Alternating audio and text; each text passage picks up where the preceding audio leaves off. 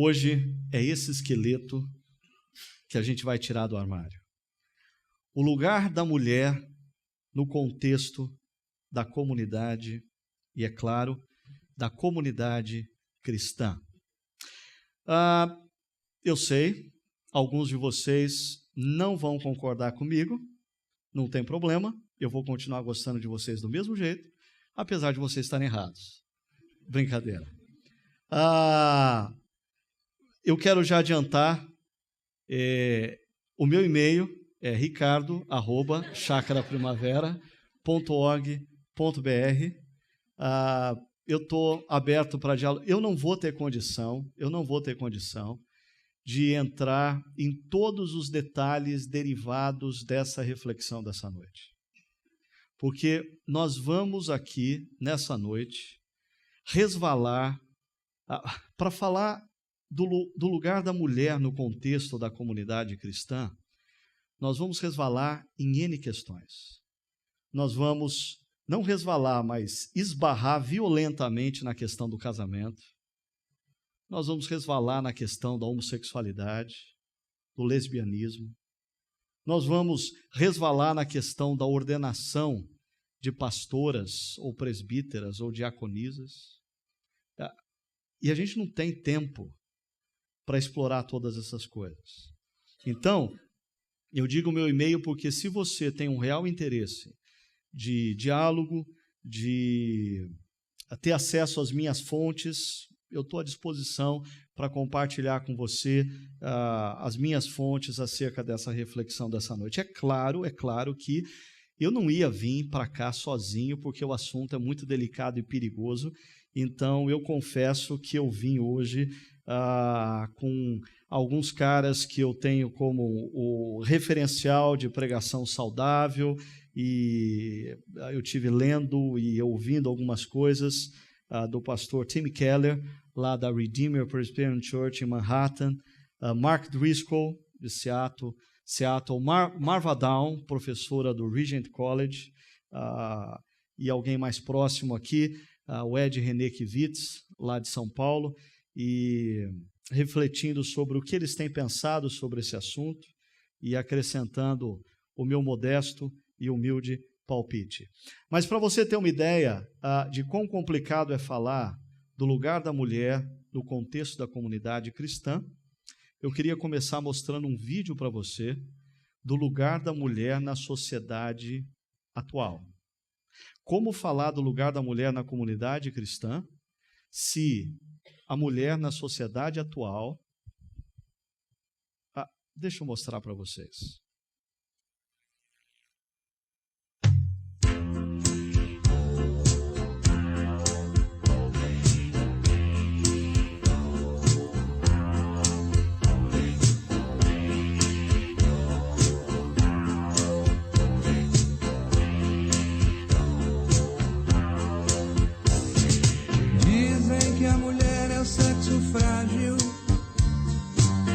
Mas que mentira absurda.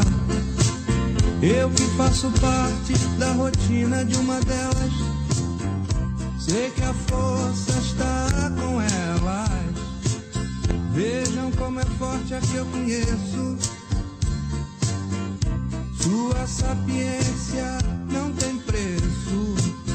Satisfaz meu ego se fingindo submissa, mas no fundo me enfeitiça. Quando eu chego em casa à noitinha, quero uma mulher só minha. Mas pra quem deu luz não tem mais jeito, porque um filho quer seu peito. O outro já reclama sua mão, e o outro quer o amor que ela tiver. 4 homens dependentes e carentes da força da mulher.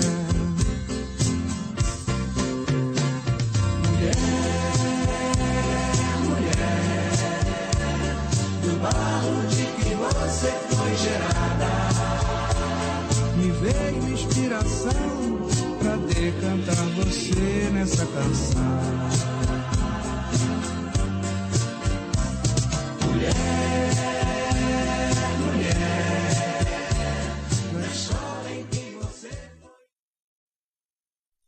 certeza, esse vídeo, ele nos revela duas coisas bem paradoxais e uma coisa bem desatualizada.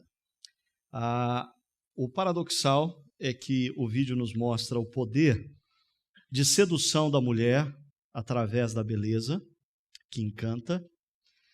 Ao mesmo tempo, nós vemos o poder político, econômico, social da mulher crescendo rápida e abruptamente nos últimos 30 anos. Talvez o que existe aí de ultrapassado nessa música do, acho que Erasmo Carlos, né? É do tempo de alguém essa música? Não é do meu tempo. É esse negócio de que o cara chega em casa querendo a mulher, mas não tem mais a mulher, porque depois que ela dá a luz, a mulher é dos filhos. Hoje em dia, as mulheres não dão mais a luz, ou não querem dar, ou demoram para ter. E quando dão a luz, por favor, de maneira limitada, porque eu não posso atrapalhar a minha carreira profissional. E eu acho que esse tema, apesar de delicado, e complexo e controverso, que vai dar muito e-mails, não só ao longo dessa semana, mas o que acontece é que às vezes as pessoas assistem os vídeos que estão disponíveis na internet 6 meses depois, e aí eu recebo o e-mail e a minha cabeça tem que retroceder 6 meses atrás para lembrar de algumas coisas. Mas apesar de toda a complexidade e controversidade do assunto, eu creio que esse assunto é tremendamente necessário. Eu creio que esse assunto é necessário porque eu, como pastor Renato como pastor, pessoas que trabalham aqui na área de terapia conjugal, sabem muito bem de que nos últimos 30 anos, talvez 3 décadas, o nosso mundo teve uma mudança tão radical na relação homem e mulher, que, em primeiro lugar, os casais não estão conseguindo fazer essa curva. Casamentos não têm conseguido resistir às grandes mudanças de papéis ocorridas nas últimas décadas. Não tem. A verdade é a seguinte: em alguns casamentos, as mulheres ganham mais financeiramente do que os homens. E nós, homens, não sabemos o que fazer diante disso. A verdade é a seguinte, que há 30 anos atrás, mulheres não pediam tanto divórcio porque elas não tinham condição econômica para se sustentar fora do casamento. Agora elas têm.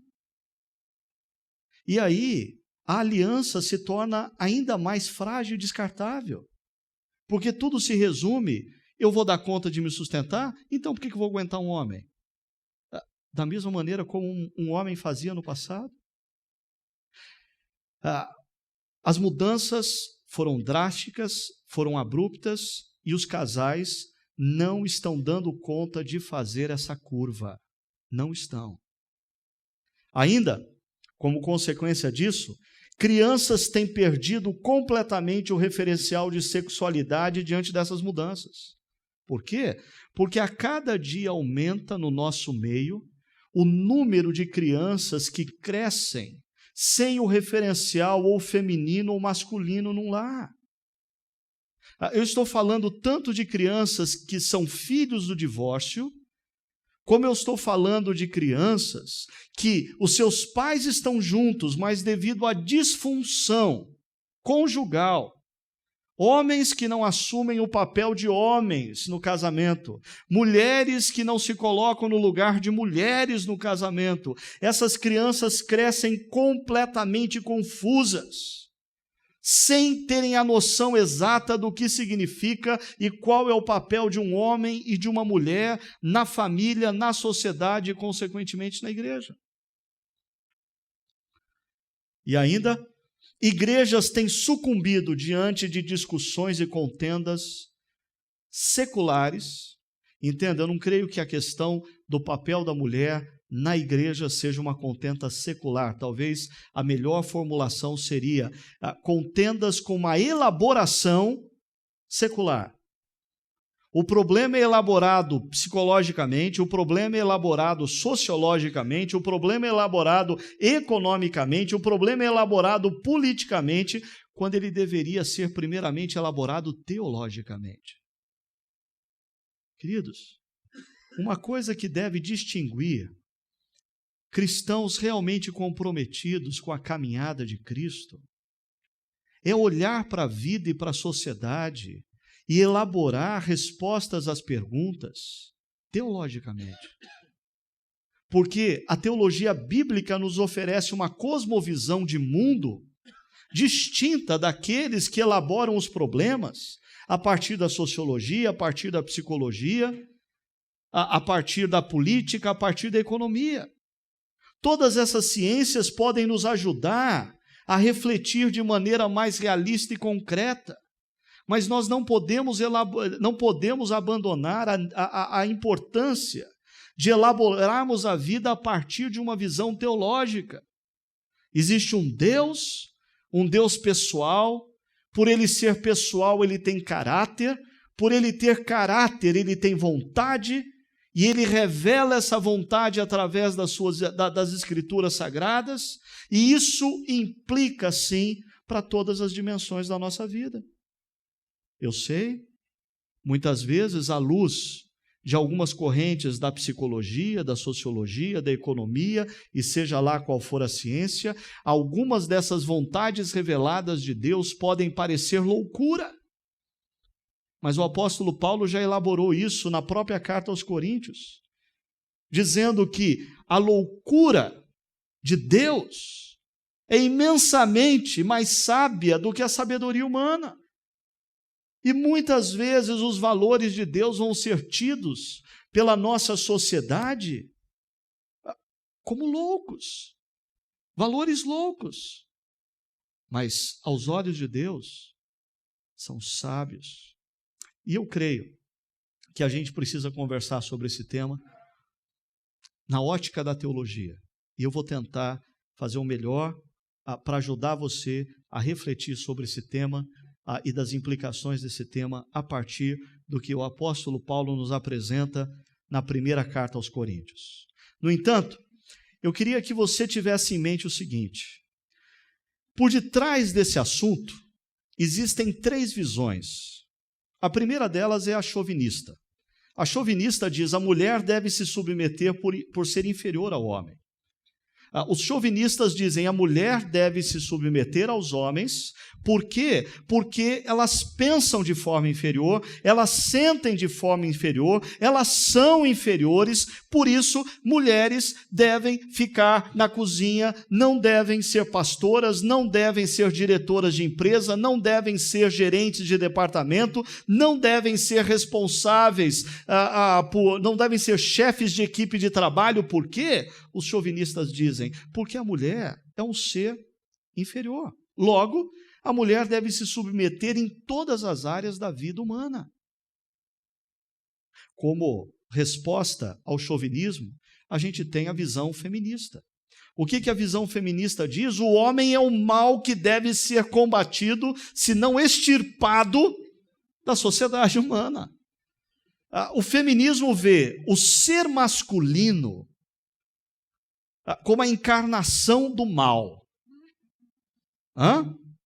Mas é interessante, porque o feminismo leva as mulheres a isso. A mulher deve dominar em todas as áreas da vida humana. Em outras palavras, a mulher tem que se tornar professora de universidade, gerente de banco, diretora de empresa, diretora-presidente de empresa, frentista de posto de gasolina, atendente de balcão em padaria, pastora em igreja. As mulheres têm que dominar tudo.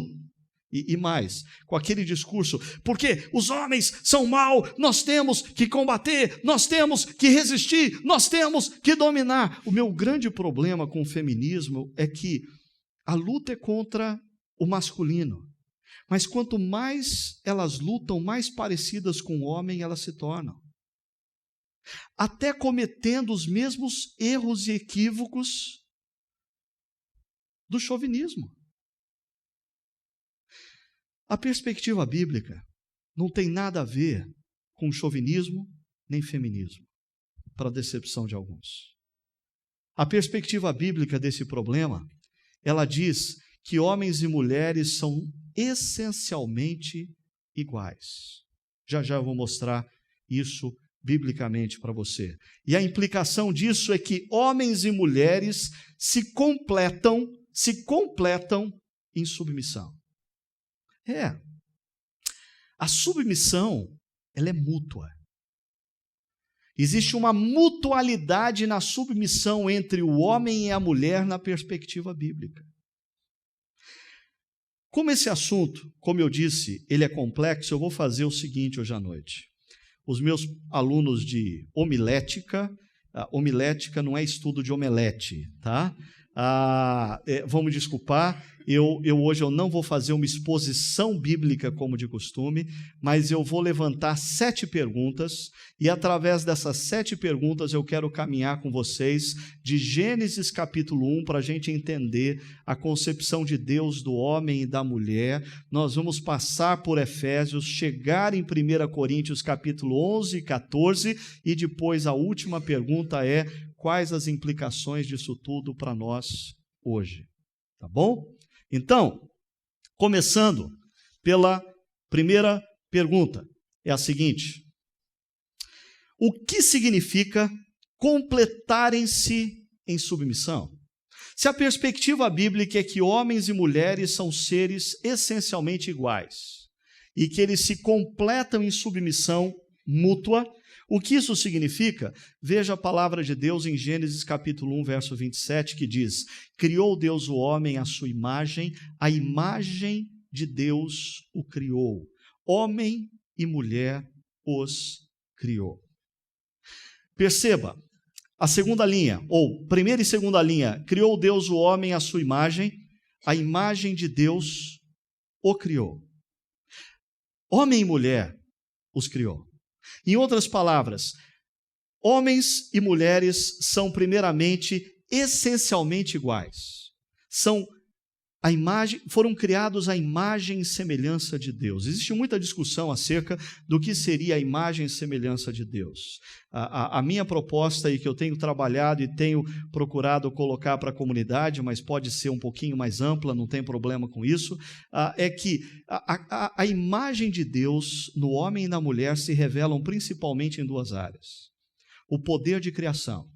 Deus é um Deus criador, e Deus nos dotou com a capacidade de sermos seres criadores, por isso nós somos criativos. Homens e mulheres, diferentes de todos os animais, são capazes de criar o que ainda não foi imaginado. A partir do consciente elaborar respostas a problemas que emergem. Isso é criatividade. Um segundo aspecto da imagem de Deus em nós é que nós fomos criados como seres relacionais. O nosso Deus é um Deus trino. O nosso Deus é uma comunidade. Eu não vou entrar nessa discussão hoje, mas é Deus Pai, Deus Filho e Deus Espírito Santo. E quando esse Deus que é trino cria homem e mulher à sua imagem e semelhança, cria o homem e a mulher como seres relacionais. Nós necessitamos de relacionamentos. Nós fomos criados para relacionamentos.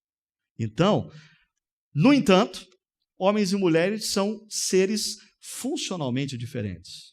A última linha do verso diz: homem e mulher os criou. Eu queria chamar a sua atenção para um aspecto aqui.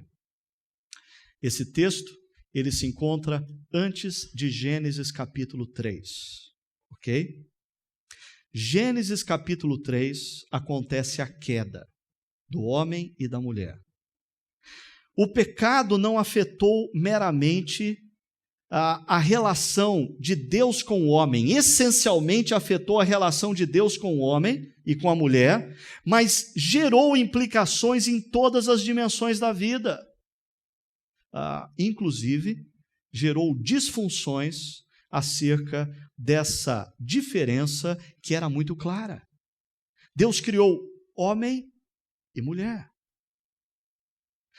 Homens são fisicamente emocionalmente, socialmente diferentes de mulheres e mulheres vice-versa. Você já reparou nisso? São. Apesar de hoje insistirem que existe aí uma linha cinza degradê entre o homem e a mulher, homens e mulheres foram criados como seres totalmente diferentes, distintos. Agora, isso nos leva à segunda pergunta. Se Deus criou o homem, primeiramente, por que Deus criou a mulher? Porque, segundo o relato de Gênesis 1, Deus criou o homem. E aí Deus manda o homem dar nome para os animais. E aí todos os animais passam. E aí o homem começa a perceber assim, gozado, o boi tem a vaca, o galo tem a galinha, o coelho tem a coelha. Deus, Senhor. E aí, a resposta para essa pergunta, primeiro deixa eu contar para você a versão extraoficial. O homem, quando percebeu isso, chamou Deus e ficou muito bravo. E falou alto com Deus. Como o senhor faz um negócio desse comigo? Por que o boi tem a vaca? Por que o galo tem a galinha? Por que o coelho tem a coelha? E eu não tenho ninguém? E aí Deus condenou o homem a viver o resto da vida com a mulher. Mas essa é a versão extraoficial. Mulheres, a versão bíblica é muito mais bonita e a versão bíblica está do lado de vocês. Porque a versão bíblica diz o seguinte, olha só, Deus estava andando pelo jardim e viu o cara amuado. Você já viu homem quando a mulher viaja? Mas primeiro dia ele está feliz da vida, liberdade. Vou assistir televisão a hora que eu quiser, vou assistir até a hora que eu quiser, vou assistir todos os jogos de futebol que passar, da primeira divisão, da segunda, tem gente que assiste da terceira também. Enfim, liberdade. Depois do terceiro dia que a mulher não está mais por perto, você começa a ver o cara murcho. O cara moado. Adão estava assim, não conversava mais com o boi, não conversava mais com o galo. O coelho chegava perto dele e dispensava. Deus falou assim, não é bom que esse cara fique sozinho. Não é bom. Não é bom que o homem esteja só. A mulher é criada, porque, em outras palavras, o homem sozinho não seria competente o suficiente para viver. A mulher é criada porque o homem sozinho não daria conta do recado. E aí, veja a segunda linha. Farei para ele alguém que o auxilie e lhe corresponda. Você que é inteligente talvez tenha se perguntado, mas que história é essa de Deus, do homem estar só?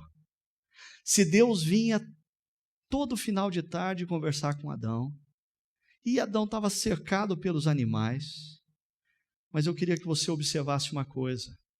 Deus estava acima do homem. Os animais estavam abaixo do homem. O homem precisava de um ser igual, no mesmo patamar, para se relacionar. Nós precisamos de pessoas iguais a nós, para se relacionar. A mulher corresponderia ao homem. Olha que diz a segunda frase do verso. Alguém que o auxilie e lhe corresponda. Uma versão diz que lhe seja idônea, que lhe seja capaz de preenchê-lo. Agora, queria chamar a atenção para aquele verbo ali, o auxilie.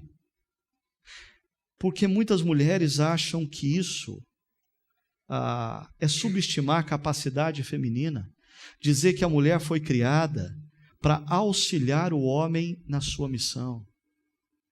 Você sabia que essa mesma palavra em hebraico aparece no Salmo 121, que diz, eleva os meus olhos para os montes, de onde me virá o auxílio? O meu auxílio vem de quem? Do Senhor, O Senhor é o nosso auxílio. E o Senhor é inferior a nós por ser o nosso auxílio? Não. No Novo Testamento, quem é chamado de auxiliador? Quem? O Espírito Santo. O Espírito Santo, por ser o nosso auxiliador, é inferior? Não. Continuando, vamos então para a pergunta 3. Mas então, em que homens e mulheres são funcionalmente diferentes? Efésios capítulo 5, verso 23. Pois o marido é o cabeça da mulher, como também Cristo é o cabeça da igreja. E aqui eu começo a entrar, eu sei, num campo minado. Alguém pela manhã disse assim: Ricardo, eu percebi que você andou pisando em ovos, mas você quebrou todos.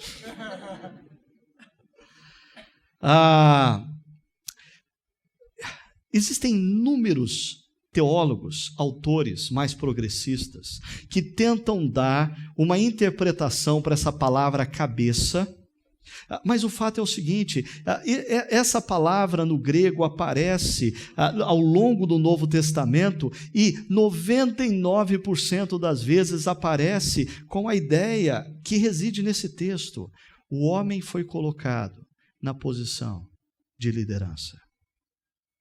Mas perceba, a liderança não é atribuída ao homem pelo homem ser superior à mulher. A liderança é uma diferença funcional na relação. Como o é, eu vou adiantar a matéria, como o é a relação na Trindade. Deixa eu lembrar vocês disso, e a hora que aparecer o texto eu passo rapidinho por ele. A Trindade, Deus Pai, Deus Filho, Deus Espírito Santo. Todos eles são plenos, todos eles são Deus, todos eles são poderosos. No entanto, quando você lê as Escrituras Sagradas, o Deus Trino está em missão, em interdependência. O Deus Filho não vê problema nenhum em se submeter ao Deus Pai. O Deus Espírito Santo não vê problema nenhum em se submeter ao Deus Filho.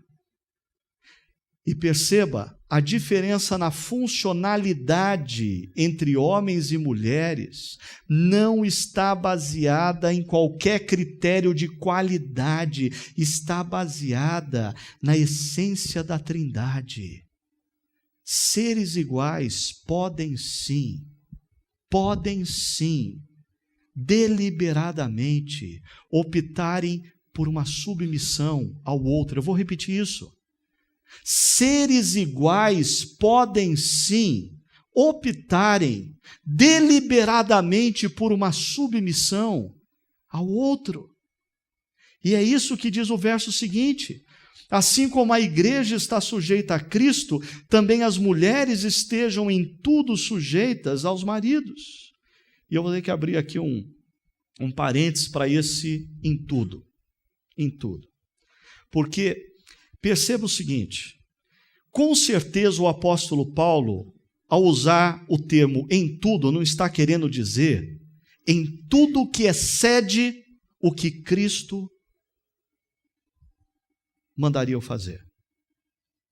Em outras palavras, a submissão de uma pessoa ao Estado, a submissão de um crente ao pastor, a submissão de uma esposa ao marido, a submissão de um filho aos pais, tem um limite. O limite é quando este que lidera deixa de me liderar como Cristo me lidera e passa a fazer ou pedir coisas que Cristo não pediria. Vou dar um exemplo só. Pelo seguinte: infelizmente a gente guarda o exemplo e esquece o princípio, né?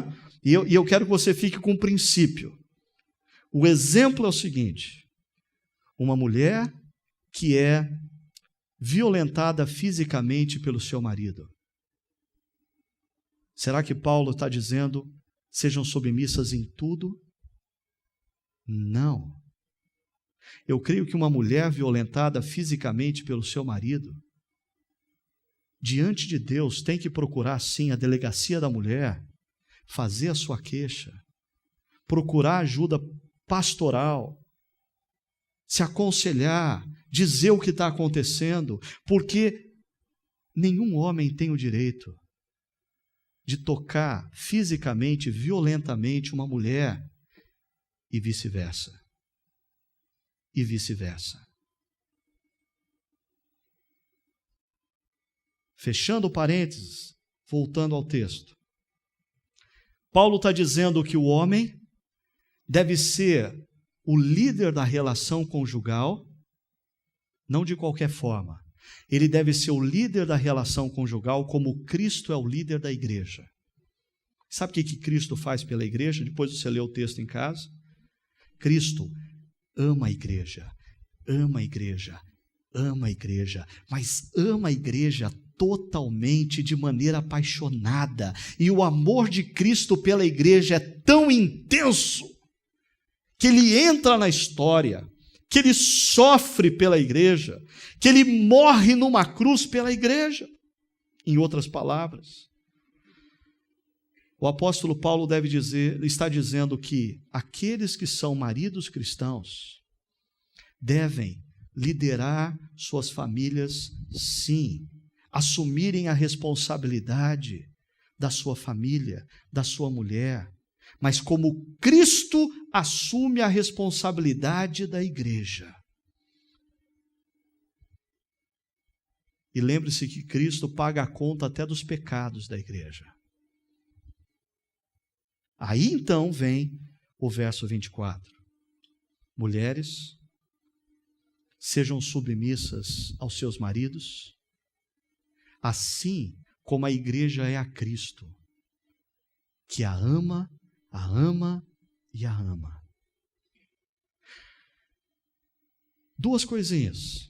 A palavra submissão, sub-missão, não quer dizer que a missão da mulher seja secundária, mas é uma lembrança de que a missão da mulher é ser auxiliadora, ser apoiadora, ser companheira, ser correlata, porque sem o seu apoio, sem o seu incentivo, sem a sua correlação, o homem não vai dar conta. Submissão. O que acontece hoje em dia quando casais,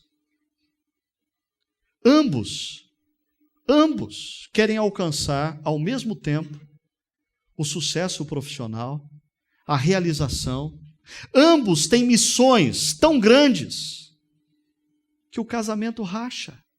Por quê?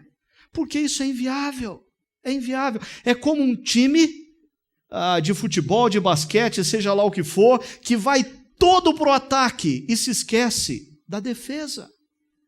Alguém tem que ficar na retaguarda como apoio, enquanto o outro se dedica intensamente na construção da vocação.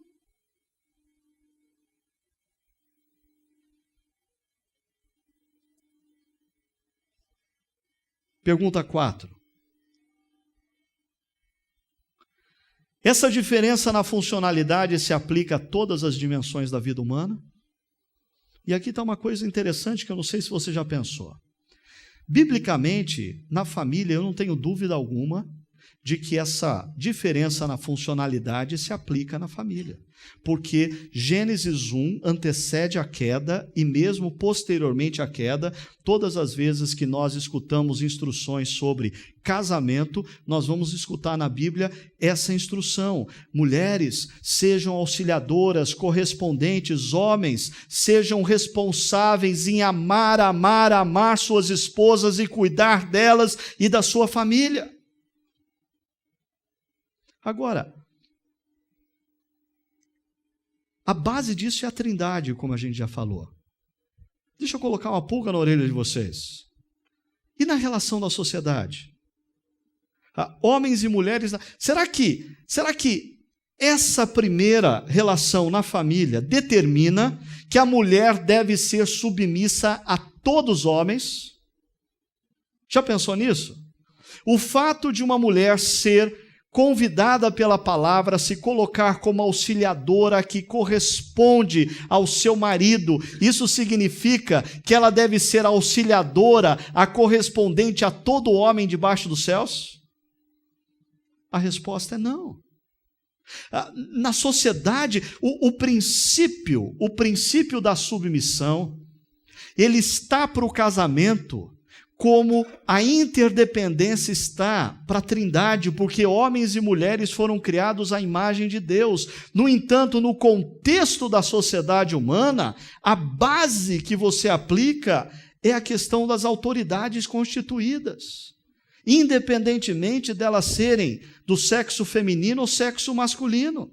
Mulheres podem ser diretoras-presidentes de empresa? Podem. Mulheres podem ser gerentes de departamento? Podem. Mulheres podem ser líderes de nações como na Argentina, Chile? Podem. E o que a Bíblia nos diz acerca disso? Que enquanto essas autoridades ministrarem justiça e paz, nós devemos ser submissos a elas, mesmo que elas sejam elas. Não existe problema nenhum nisso.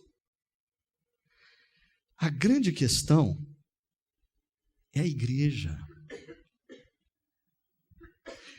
Porque a igreja... O que é a igreja?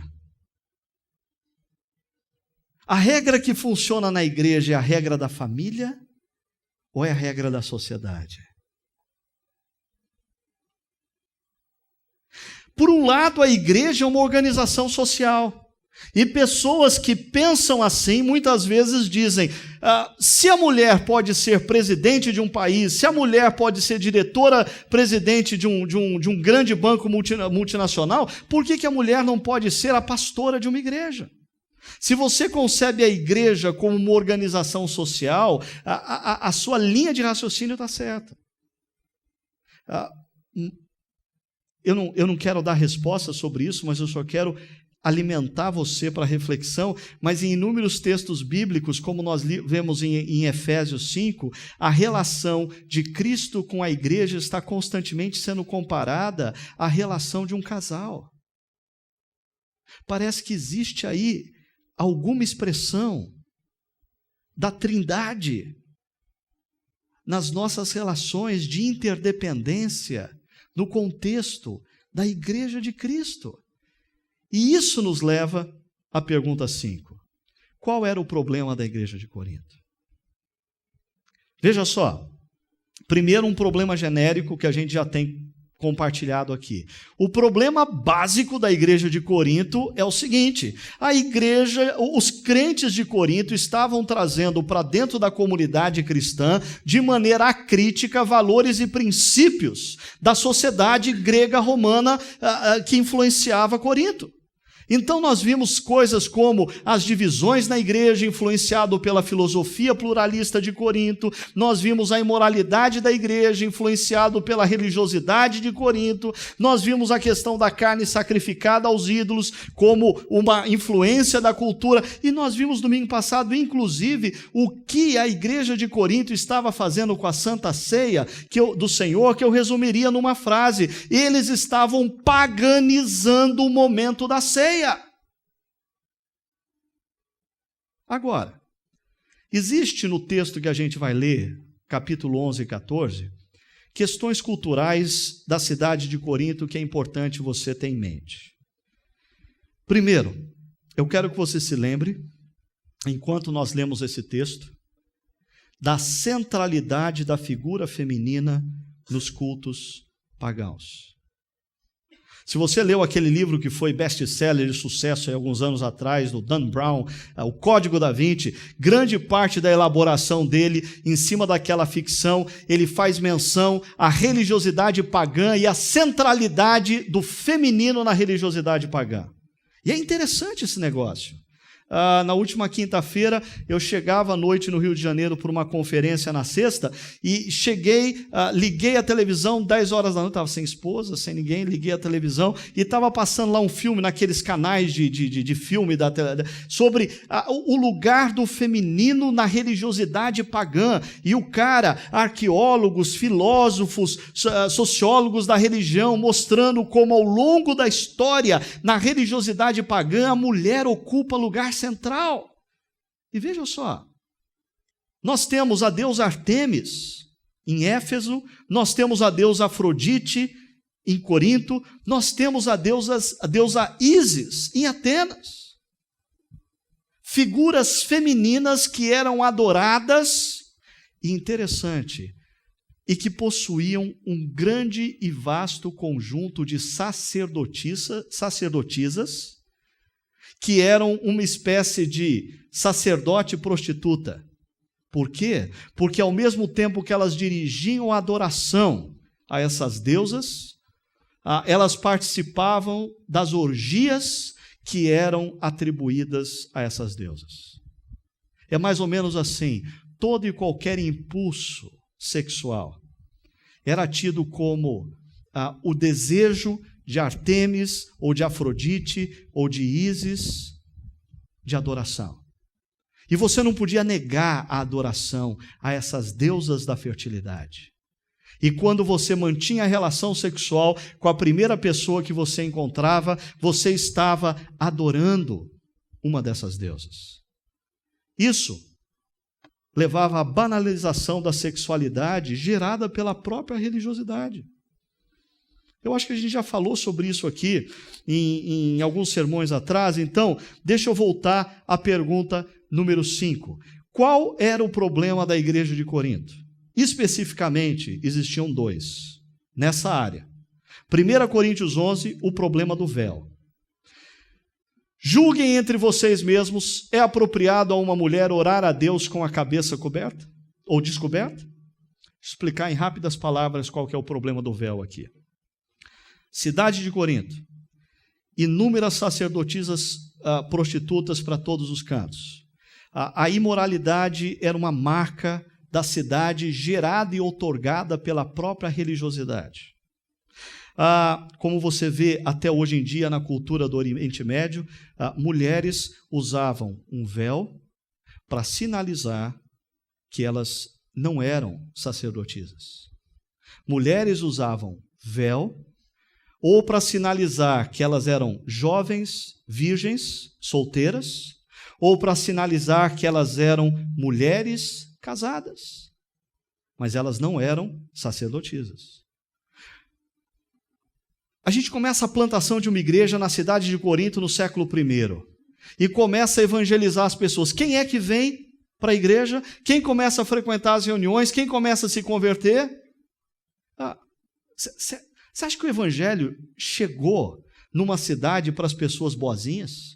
Você acha que quando Paulo começou a igreja em Corinto, só passou a frequentar a igreja as meninas de boa índole e as mulheres casadas e bem casadas? É essa impressão que muitas vezes nós temos errônea da igreja, que a igreja é lugar de gente bem resolvida, de gente boazinha, de gente em que a família está bem estruturadinha, de gente que nem peca, vem na igreja para dar um oi para Deus, porque não precisa nem da graça de Deus. Gente, a igreja de Corinto começa a receber algumas dessas mulheres. E essas mulheres dizem: se Deus me perdoou de tudo, se a graça de Deus alcançou minha vida, por que eu tenho que me subjugar a essa cultura machista de que eu tenho que colocar um véu na cabeça? Não vou colocar o véu na cabeça. O apóstolo Paulo diz: julguem vocês mesmos. É apropriado a mulher orar a Deus com a cabeça descoberta? Eu vejo aqui algumas questões, mas já eu volto nisso. Deixa eu mostrar o segundo problema. 1 Coríntios 14, o desrespeito à ordem. Quando você lê o capítulo 14 de Corinto, você vai chegar à seguinte conclusão: o culto virou uma bagunça, para não falar outra coisa. O culto na igreja de Coríntios virou uma bagunça. Era mais ou menos assim, cada um chegava a hora que queria, atendia celular a hora que queria, levantava para beber água, ia no banheiro, voltava, o filho corria, e a criança chorava, e ninguém estava aí para nada. Não era bem assim. Aconteciam coisas piores. Por exemplo, alguém estava pregando, alguém estava ensinando, e uma pessoa se levantava e dizia, mas Deus me deu uma revelação, deixa eu falar minha revelação. E aquele estava falando, o outro gritava, ai, Deus me deu uma outra revelação, cala a boca aí que eu vou falar da minha. E o outro gritava, não, mas Deus me deu uma revelação também. E o outro gritava, para com isso que eu quero orar em línguas. E o outro começava a orar em línguas lá, e o outro começava a orar em línguas, e virava aquela balbúrdia. Sabe por quê? A resposta é simples. As pessoas estavam trazendo a cultura da religiosidade pagã para dentro do culto cristão. E aí eu vou ter que ser sincero com vocês, mas isso vai explicar algumas coisas e clarear algumas coisas. No centro dessa balbúrdia estavam as mulheres. Por quê? Porque elas vinham de uma religiosidade pagã, na qual o centro da religiosidade eram as mulheres. A deusa era uma mulher, a sacerdotisa era uma mulher, a profetisa era uma mulher.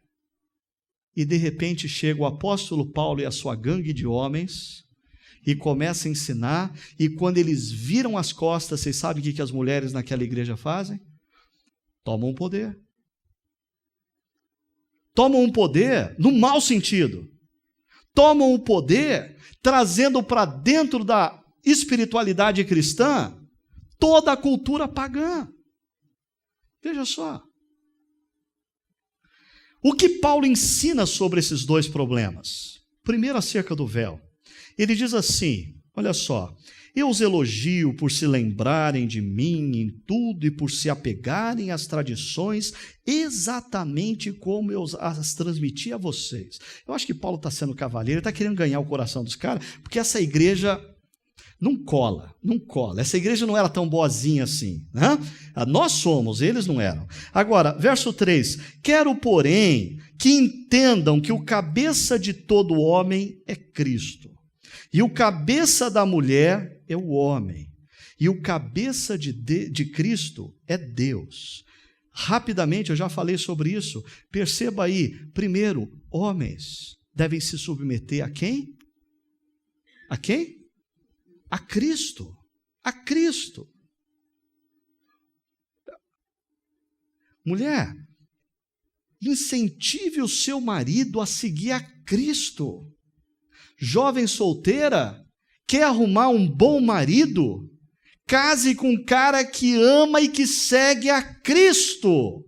E se você quer um cara que segue e ama Cristo, para de procurar em lugar onde não tem gente que ama e segue a Cristo. E passa a procurar aonde as chances são maiores. Com isso eu não estou falando de igreja, tá bom?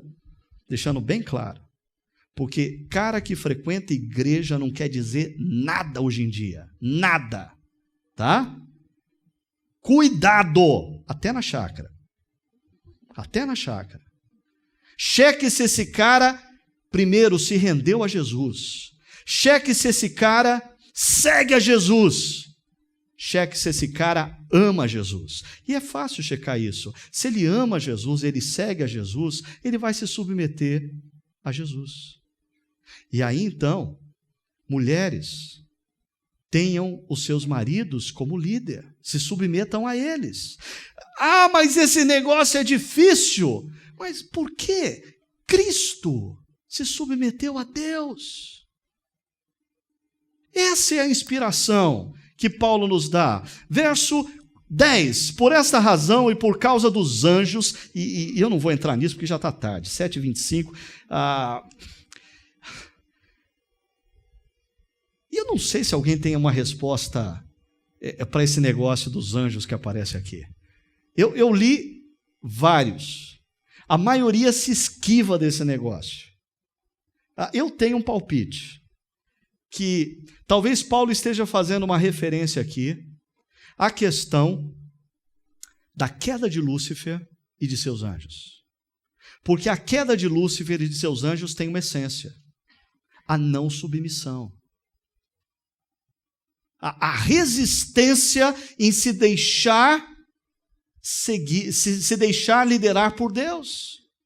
E quando mulheres, o contexto é o véu, quando mulheres de alguma forma se posicionam de maneira a honrar a seus filhos, seus maridos, seus líderes na igreja, através da sua conduta, que não precisa ser véu, mas através da sua conduta, elas testificam também a anjos de que elas são submissas a Cristo. A mulher deve ter sobre a cabeça um sinal de autoridade. No Senhor, todavia, perceba bem quem diz que a Bíblia é chauvinista, olha só, no Senhor, todavia, a mulher não é independente do homem, nem o homem independente da mulher. Verso 12, pois assim como a mulher proveio do homem, aquela história da costela, né? Mas também o homem nasceu da mulher. Eu vim de uma senhora que está ali. Nem parece, né? Mas tudo provém de Deus, homem e mulher. Julguem entre vocês mesmos, é apropriado a uma mulher orar a Deus com a cabeça descoberta?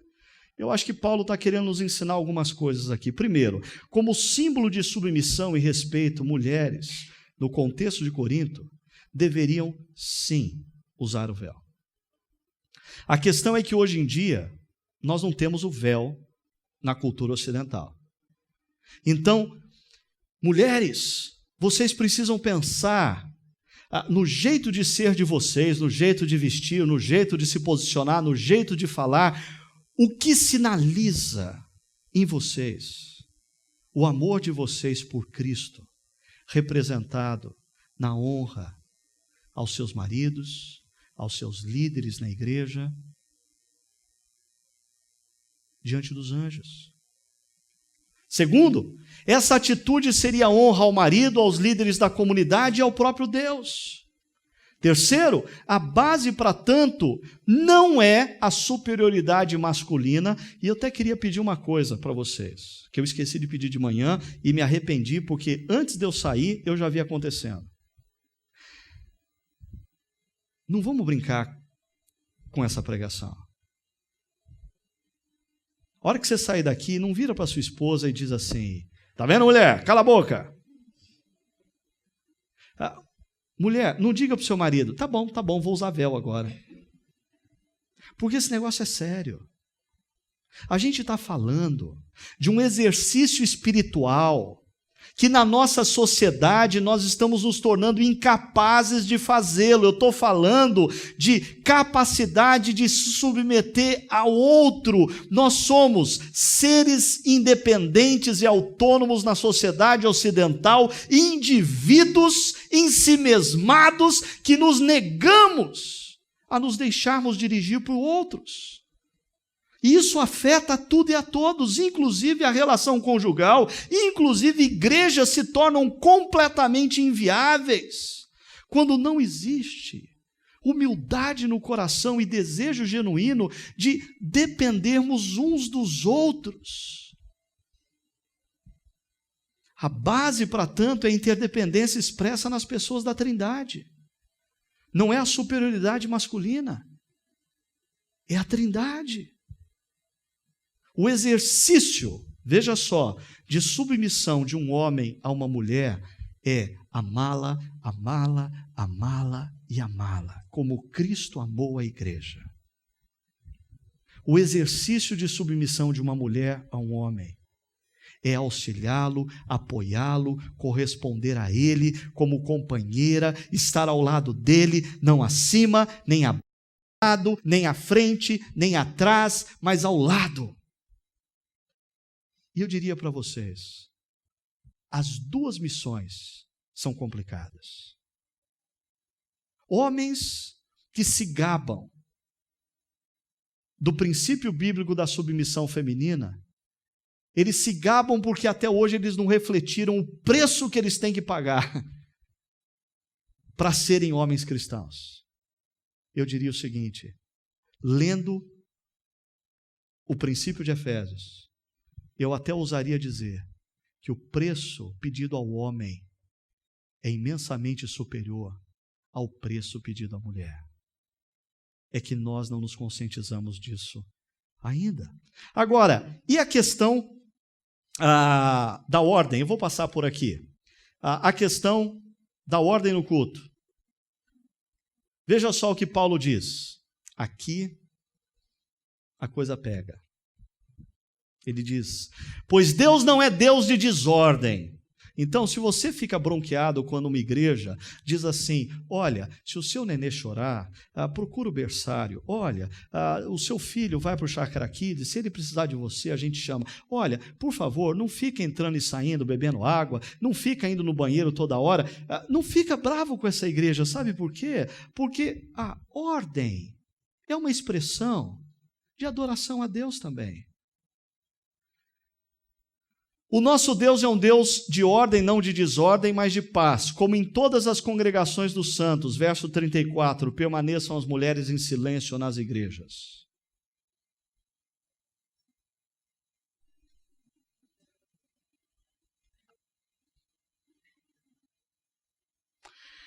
Pois não lhes é permitido falar.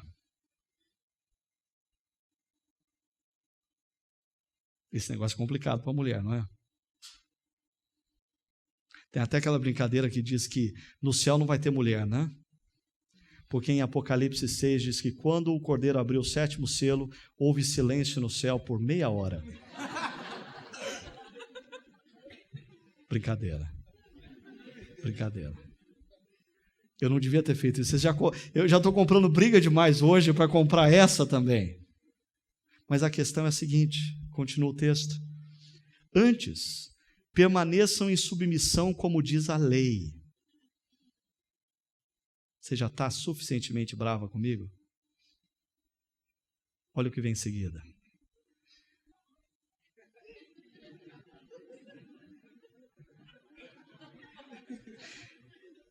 Esse verso eu vou deixar para os maridos de vocês explicarem em casa.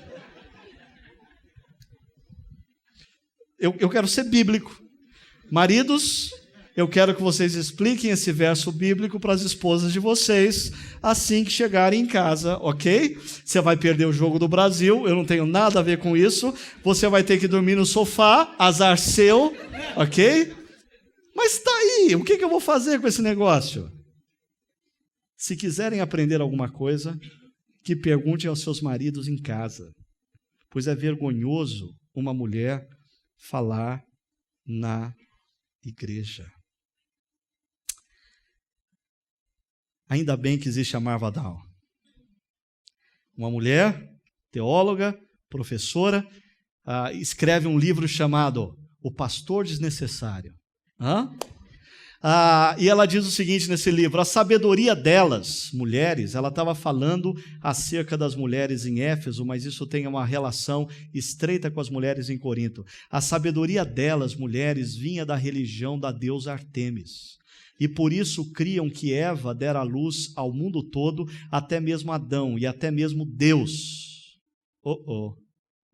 Embora a narrativa bíblica ensinasse aos cristãos que Adão tinha sido criado primeiro. Em outras palavras, o princípio que Paulo está fazendo uso aqui em 1 Coríntios 14 diz respeito a um problema localizado de mulheres que estavam pregando, ensinando e com as suas revelações e com as suas línguas estavam derramando na igreja uma teologia pagã que não tinha nada a ver com a centralidade da cruz de Cristo. Por isso, ele diz para as mulheres, fiquem quietas. Não interrompam aquele que está ensinando as Escrituras. Qual seria a correlação disso nos nossos dias? Em Éfeso, existia a deusa Artemis, em Corinto, a deusa Afrodite. A pergunta é, e no Brasil? Você já parou para pensar que no Brasil, no baixo espiritismo, a deusa que ocupa a posição mais elevada se chama Iemanjá? Você já percebeu que na religiosidade popular brasileira, e o Paul está aqui, ele poderia falar muito melhor sobre isso do que eu, a quantidade, pais de santo e mães de santa, por que nós temos uma infinidade de mães de santo e até bons pais de santo, para serem bons pais de santo, precisam se apresentar como afeminados e homossexuais? Mas eu vou cutucar a onça com a vara curta aqui. Porque eu, como pastor, às vezes fico, por aqui. Você já percebeu como na nossa religiosidade popular, evangélica, no protestantismo, se a gente pode chamar assim, pentecostal, neopentecostal, pós-pentecostal, a quantidade de profetisas, de adivinhadoras que existem? Você nunca parou para pensar por que é sempre a mulher que está presente nessas situações? Domingo passado, eu acabei a pregação, desci, uma pessoa aflita veio conversar comigo, dizendo: Ricardo, você conhece a minha situação, eu estou aflita, e uma pessoa me deu o telefone de uma profetisa de São Paulo, e eu liguei para ela, e por telefone ela disse: o seu problema é tal, daqui uma semana eu vou para Campinas, e eu vou orar por você, e eu vou resolver o seu problema, o que você acha que eu devo fazer? Isso é de Deus! Você pode ficar bravo comigo, mas eu disse para ela: não. Isso é paganismo. Isso é religiosidade pagã.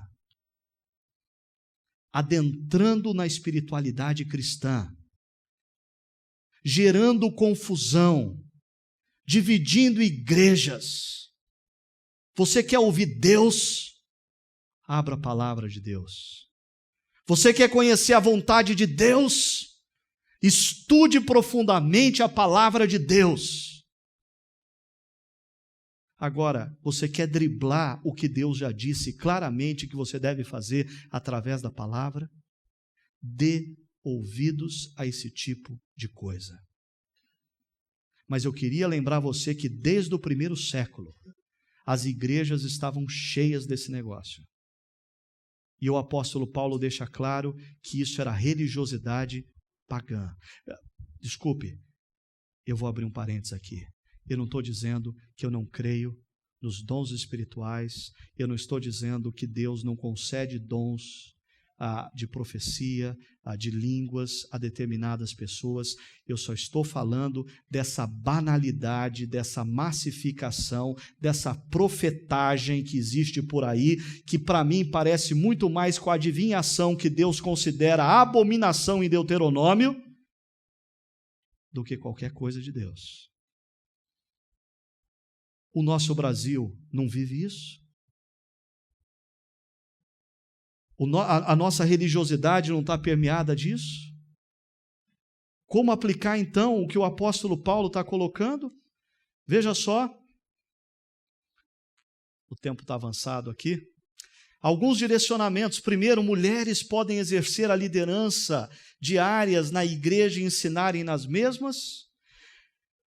Se eu compreendi bem que o que Paulo fala em Corinto está relacionado a essa paganização do culto, a minha resposta é: mulheres podem sim exercer a liderança na igreja e ministrarem na igreja, desde que elas estejam centradas no Evangelho, na cruz de Cristo, e elas revelam isso pela postura de submissão e respeito a outras autoridades. Mulheres, assim como homens, que são incapazes de se submeterem a outro, não devem ensinar, nem devem liderar. Mas eu diria que o mesmo se refere a pastores. Eu tenho inúmeros amigos que dizem assim, esse negócio de conselho de igreja, de presbítero, a gente... Eu falei, para com isso. Quem disse para você que a submissão é uma coisa ruim? A submissão é saudável, a submissão é bíblica. Nós precisamos de pessoas a quem nós possamos nos submeter, e quando nós não nos submetemos a ninguém, nós nos perdemos. Eu já vi acontecer muito isso. Eu tive uma experiência maravilhosa nesses últimos dias, nessa conferência no Rio, quando na sexta-feira à noite, eu e mais 2 amigos pastores saímos para conversar, tínhamos uma questão para resolver, estávamos preocupados com um dos nossos amigos e falamos com ele, conversamos com ele, aconselhamos a ele, e a resposta foi, eu vou considerar o que vocês disseram.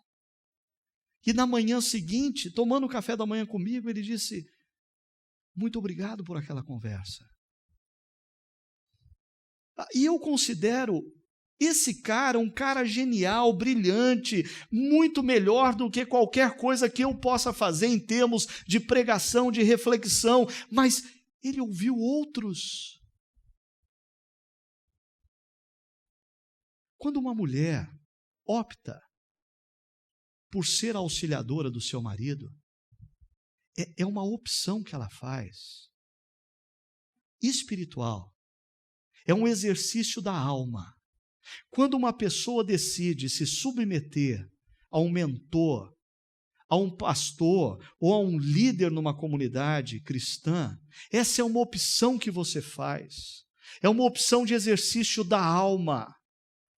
Mas a coisa mais doente que você pode fazer é não ter ninguém a quem você se submeta. Essa é a coisa mais doente que pode existir e a mais perigosa. Por isso, mulheres podem exercer a liderança, sim. Mas mulheres e homens devem respeitar aqueles que lideram a igreja, ou devem sinalizar a sua consideração, o seu respeito ao outro, se submetendo a outros, mesmo fora da igreja. Eu diria sim. Qual é o papel da mulher na igreja? Eu ousaria dizer, o mesmo que o homem. Mas qual o dever da mulher na igreja? O mesmo do homem. Deus desafia os homens a se submeterem a Cristo e amarem as suas esposas, a ponto de morrer por elas. Deus desafia as mulheres a se submeter aos seus maridos, sendo auxiliadoras, companheiras, correspondentes a eles. Terminando então, quais as implicações disso para as nossas vidas? Primeiro, mulheres cristãs. Mulheres cristãs precisam ser mais críticas para com a cultura que as envolve, em todos os sentidos. Avalie quais são as influências negativas, anticristãs, anti-reino na nossa cultura. Por exemplo, o individualismo, a autonomia, é uma força anti-reino. Não tem a ver com Deus, te leva para longe da imagem de Cristo. Homens, é muito fácil falar para as mulheres se submeterem, mas o problema que nós encontramos hoje tem o outro lado da moeda. Homens precisam assumir a responsabilidade dada por Deus a eles na família e na igreja. Porque eu acho que muitas vezes mulheres estão tomando a frente porque os seus maridos são omissos. E elas tomam a frente e elas geram disfunções familiares pela ansiedade em acertarem, e os seus maridos continuam omissos. Eu gosto de um livro do Larry Crabb chamado O Silêncio de Adão, que revela um dos pecados masculinos mais comuns, a omissão. E eu me preocupo, sabe por quê? Eu tenho em casa um filho homem, e eu estava conversando com ele essa manhã, dizendo que a geração jovem tem se caracterizado por essa incapacidade de assumir responsabilidade. Eles querem sexo, casamento não. Eles querem casamento, filhos não. Por quê? De onde eles estão aprendendo isso? Se nós fôssemos uma igreja que interpretasse aquele texto de 1 Coríntios 14, literalmente, que diz, mulheres querem aprender uma coisa, pergunte para o seu marido em casa, a minha pergunta é a seguinte, quantos de vocês estariam preparados para ensinar a Bíblia para suas esposas nessa noite?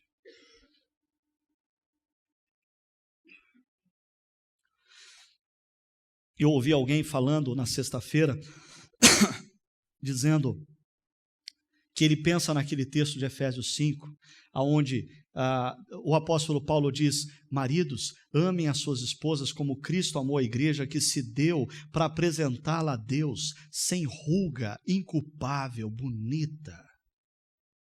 Eu pensei, acompanhando o raciocínio dessa pessoa que falava, e se Deus chegar para mim hoje e falar, Ricardo, eu quero a Sônia de volta. O que Deus vai falar? Ricardo, que bom trabalho você fez, hein? Olha como ela está bonita. Como a autoestima dela está elevada. Como ela se sente realizada. Você amou a sua esposa como Cristo amou a igreja. Ou Deus diria, Ricardo, o que você fez com a mulher que eu te dei? Olha a autoimagem dela. Olha o estado dela. Olha a depressão dela. O que você fez, Ricardo? O que Deus diria para você, homem, se Ele pedisse a sua esposa de volta essa noite para você? E por último, todos nós precisamos integrar a submissão como parte do processo de Deus na construção da imagem de Cristo em nós. Volto a repetir, todos nós temos que fazer duas coisas. Primeiro, admitir que esse negócio de submissão é desconfortável. Segundo lugar, integrar a submissão como parte da construção do caráter de Cristo em nossas vidas. E como parte desse processo, Deus convida você, homem, a se submeter à sua esposa, amando, amando e amando. E Deus convida você, mulher, a se submeter ao seu esposo, sendo auxiliadora, apoiando e preenchendo-o ao longo da sua caminhada. E a você, jovem, desde já, se prepare como homem para ser um líder que de fato cuida da sua esposa como Cristo cuida da igreja. E você, jovem, como mulher, a ser uma companheira, correspondente, auxiliadora, que alegre o coração de Deus. Que tal nós fecharmos os olhos? E eu quero que você responda nesse instante a Deus essa palavra. Eu não sei como que essa palavra chega ao seu coração, à sua mente. Ela tem inúmeras implicações. Mas eu tenho certeza que Deus quer falar com você. Eu não tenho dúvida alguma de que Deus quer falar com todos nós aqui.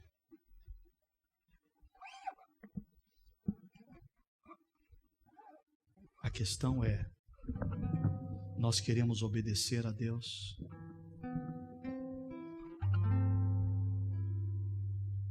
Como Deus está convidando você a obedecê-lo nessa noite?